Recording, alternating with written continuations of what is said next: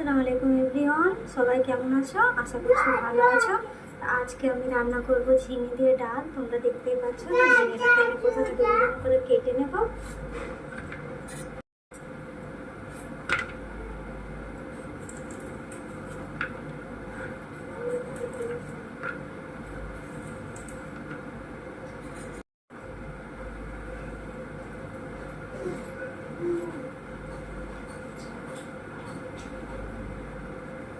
এরকম ভাবে কেটে নিতে হবে। প্রথমে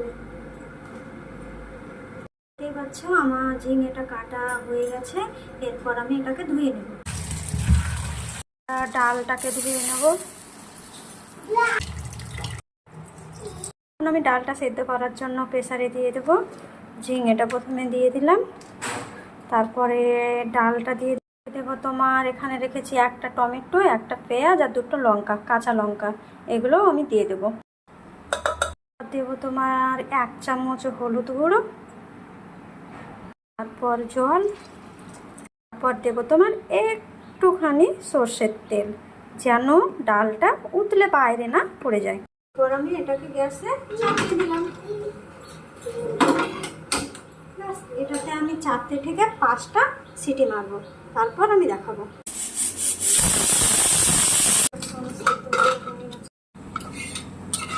আমি আবার গ্যাসের উপর চাপিয়ে দেব। দিয়ে দেবো আমি জল, এরপর দিয়ে দেবো স্বাদ মতো লবণ, জিরে গুঁড়ো দিয়ে দেবো। ভালোভাবে ফুটে যাওয়ার পরে আমি ডালটাকে নামিয়ে নেব।